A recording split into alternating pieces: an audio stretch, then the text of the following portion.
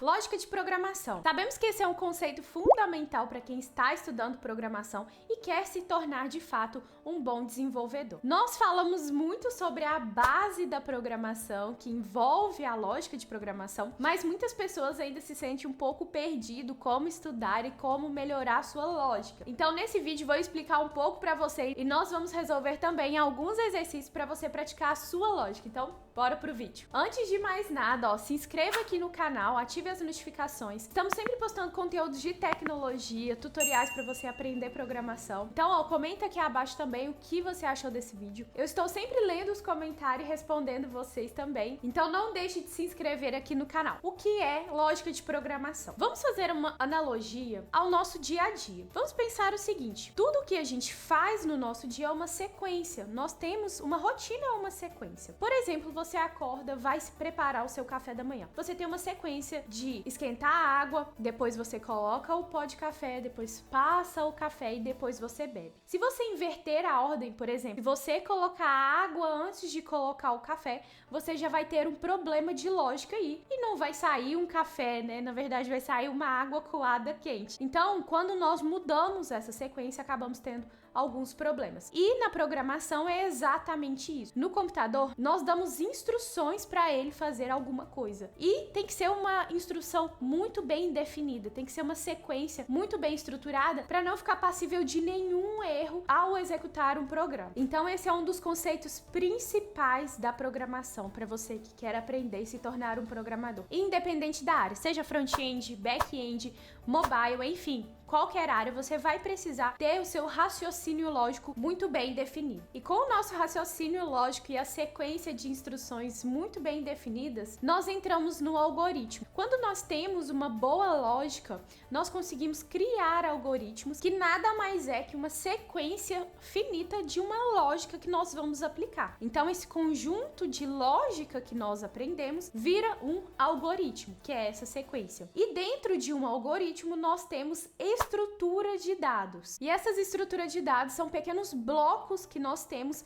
dentro de um algoritmo. E para a gente começar a aprender lógica de programação, você pode começar por uma linguagem específica, não tem problema, não sei, pode escolher qualquer uma que você quiser, Java, JavaScript, C#, Python, qualquer uma serve, ou você pode começar a aprender com Portugal ou famoso pseudocódigo. O que é esse pseudocódigo? Nada mais é do que uma sequência mais simplificada de um conjunto de instruções que nós damos ao computador. Ele não é nenhuma linguagem de programação nem nada do tipo, é utilizado somente para aprendizado, e se você não tem muito conhecimento do inglês, tem um pouco de dificuldade em assimilar esses conceitos, é bem legal a gente resolver esses desafios com Portugal primeiro, para você afiar a sua lógica e depois inserir uma linguagem de programação. E se você quer aprender um pouco mais sobre lógica, quer iniciar no mundo do desenvolvimento web, aqui no link da descrição tem o nosso material DevStart, onde você vai do zero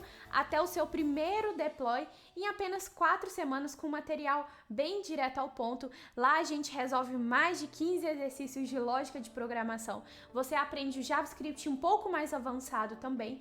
Criamos um portfólio web para você divulgar os seus trabalhos também, um gerador de CPF onde vamos entender a fundo o algoritmo de como validar um CPF, criar um CPF válido, né? A gente faz o nosso próprio sistema e fazemos os sistemas e fazemos o deploy dele também. Colocamos o nosso sisteminha no ar para você deixar online aí também. E a gente tá com preço super promocional, então acesse o link aqui da descrição para você conhecer mais sobre o DevStart. Agora, nada melhor do que aprender na prática e resolver alguns desafios pra gente ver como que tá a nossa lógica. Como que vai funcionar? Primeiramente, nós vamos resolver esse desafio em Portugal com pseudocódigo, entender a sequência de instruções que nós vamos dar ao computador e depois vamos resolver o mesmo desafio em JavaScript. Esse é o primeiro exercício que a gente vai resolver. Escreva um programa que calcule a soma de todos os números pares de 1 a n, onde n é um número inteiro positivo. Então vamos lá. O número vai começar com 1 e N vai ser a entrada de dados que o usuário vai nos informar. Então, a primeira coisa que a gente precisa entender é essa sequência. É falar em voz alta, entender o problema. Você tem que ter uma solução na sua cabeça antes de dar uma instrução para o computador. Então, vamos lá. Vamos entender esse problema aqui que a gente tem. Esse N vai ser um número que o usuário vai digitar, por exemplo, 4. E aí o que a gente precisa fazer? A soma dos números pares. Então, o número par começa com 0, então tem que ser um número positivo. Então vamos lá, de 0 a 4. Qual que é a soma? É o número 2 e o número 4. Então a soma desses números é 6. Eu preciso mostrar na minha tela o número 6.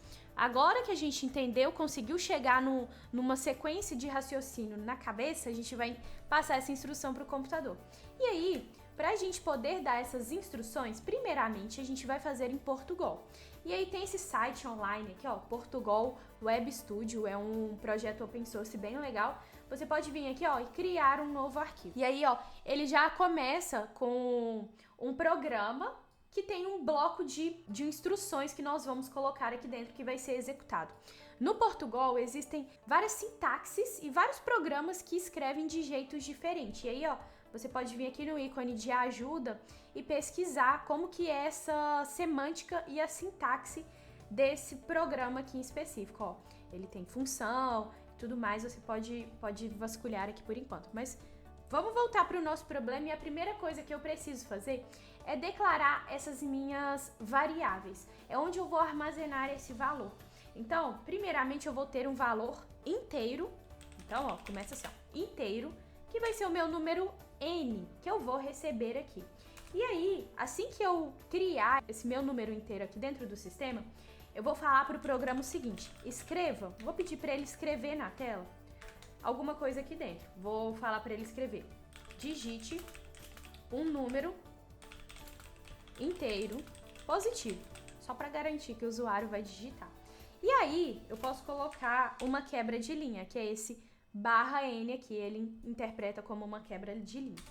Depois disso, de aparecer isso na tela, eu vou falar o seguinte, ó: leia esse valor aqui, leia n. Vou falar pro programa, ó, você vai começar a observar uma entrada de dados nessa variável n para armazenar esse valor. Beleza, armazenei meu valor aqui na minha variável. Vamos continuar o nosso problema, onde n tem que ser um número inteiro positivo dado. Então, a gente já começa a pensar nos nossos erros. E se o usuário digitar um número negativo? Nós precisamos tratar isso. Então, eu vou fazer uma condicional. Se o usuário, se esse meu n for menor que 0, ele vai entrar nesse meu bloco aqui. O que eu vou fazer dentro desse bloco? Falar só para escrever uma informação. Número precisa ser positivo. Então, muito importante das instruções que a gente dá para o computador é não ser passível a erro, tratar todos os erros. O acerto é muito fácil da gente colocar, então digita um número positivo aqui e pronto. Agora a gente precisa ficar muito atento aos nossos erros. Então, se o n for menor que 0, vai fazer uma condição. Se ele não for menor que 0, ele vai entrar aqui, que é no nosso outro bloco de condicional. Se não, o que nós precisamos fazer? Eu preciso ler todos os números, então eu vou precisar passar por uma repetição de leitura até um número específico que o meu usuário digitou. Por exemplo, 10. Se o meu usuário digitou 10, o que eu vou fazer? Eu vou pegar um número, eu vou chamar ela de... pode ser uma variável auxiliar, que vai nos ajudar a somar 2 mais 2 mais 2 mais 2. Essa variável vai ser exatamente para pular de 2 em 2, né? Então, além de ler o nosso número n, eu vou ler também um valor i. Então, eu declaro ele aqui em cima no nosso programa também. E aí, dentro desse meu laço de repetição, eu vou chamar ele de para. Para o i. Inicialmente, eu vou falar que o i vai começar com 2. Então, eu vou falar, ó, i você vai ser igual a 2. E aí, esse meu i vai entrar aqui dentro enquanto o meu i for menor ou igual ao valor que o usuário digitou, a esse n aqui. E aí, esse laço vai se repetir. Toda vez que ele repetir, né, eu posso fazer, por exemplo, i mais 1, i mais 1, i mais 1, ou seja, toda a sequência. Mas nesse caso, eu quero que ele aumente 2, de 2 em 2, que eu garanto que seja positivo. Então, eu coloco mais igual a 2. Com isso, eu tô falando que a cada vez que o meu laço entrar aqui, o i na primeira vez vai ser 2. E aí, o que eu tô fazendo? No i, eu tô atribuindo uma soma igual a 2, mais 2. Então, se o i vale 2, na próxima ele vai somar mais 2. Então, 4. Na próxima, 6. Na próxima, outro. E assim sucessivamente.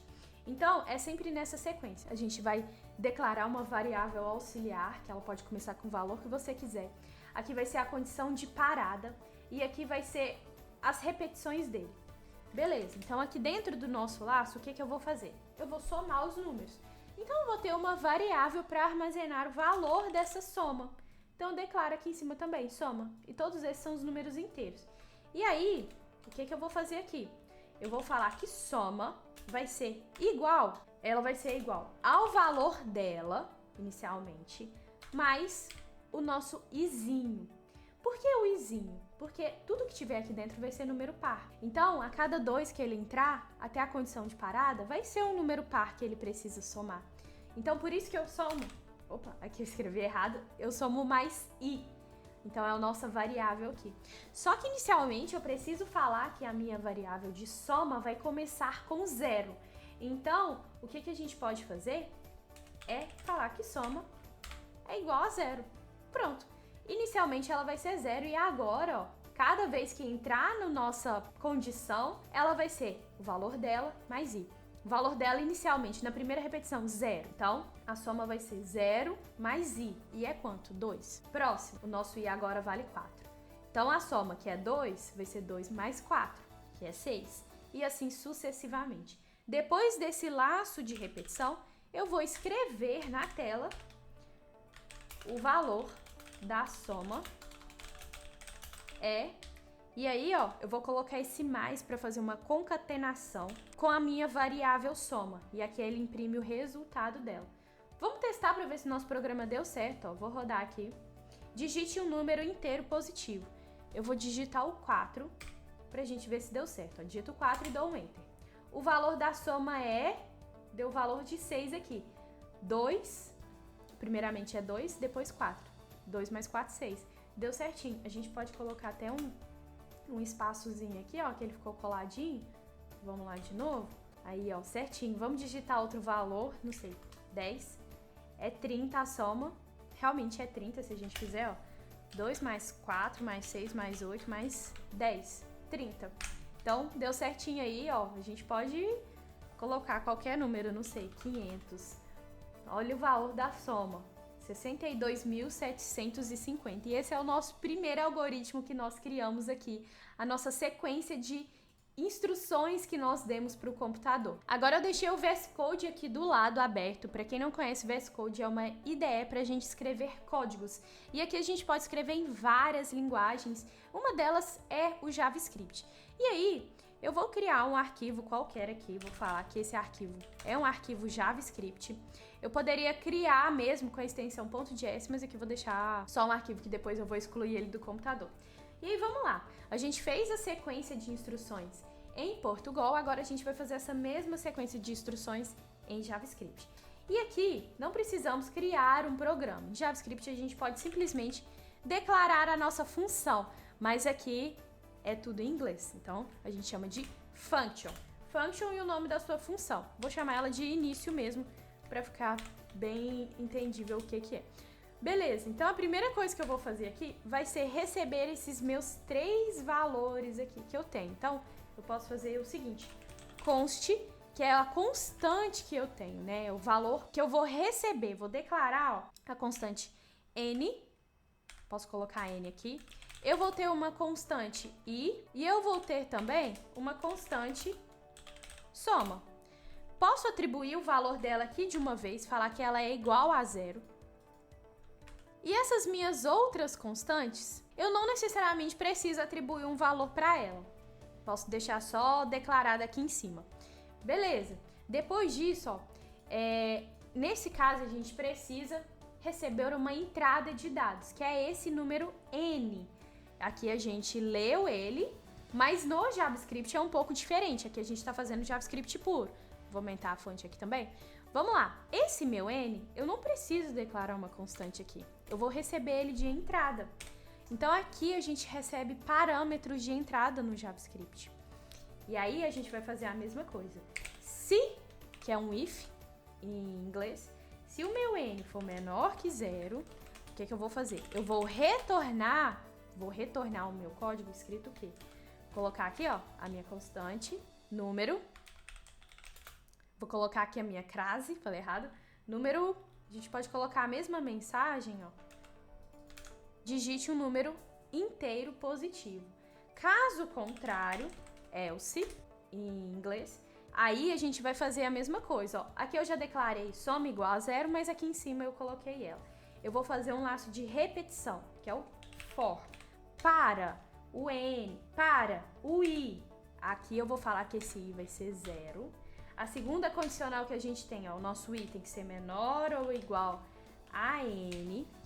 E a terceira, o nosso i, ele vai receber, ó, cada interação mais igual a 2. Então, ele vai pular 2 toda vez que entrar aqui.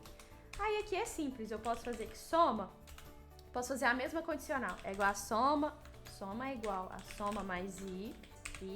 Ou então, eu já posso fazer o seguinte. Soma vai receber, ó, já coloco mais igual. Soma vai incrementar, né? Então, aqui eu tô falando que vai receber o valor dela mais o quê? Mais i.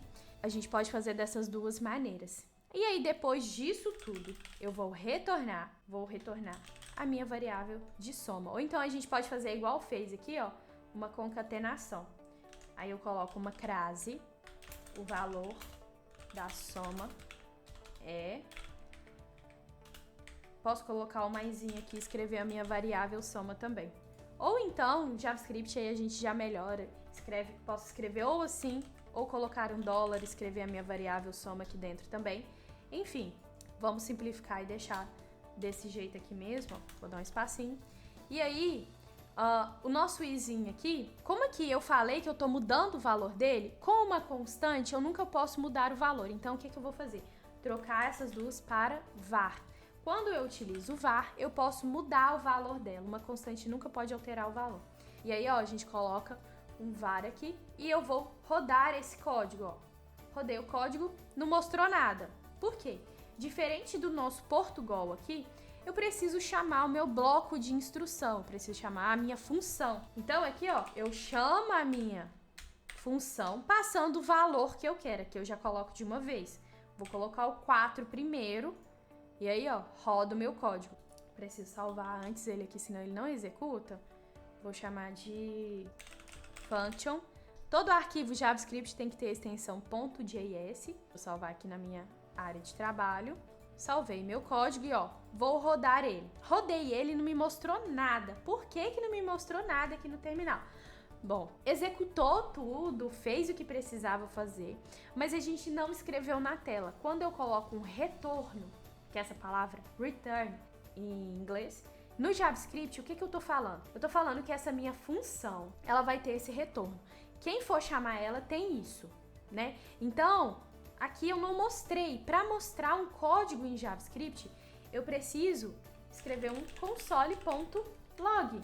E aí eu poderia colocar dentro de um console.log essa minha função, que agora sim, ó, tudo que eu tiver aqui dentro vai ser imprimido em tela. Ó. Rodei o código. O valor da soma é 2. E o número que eu passei foi quanto?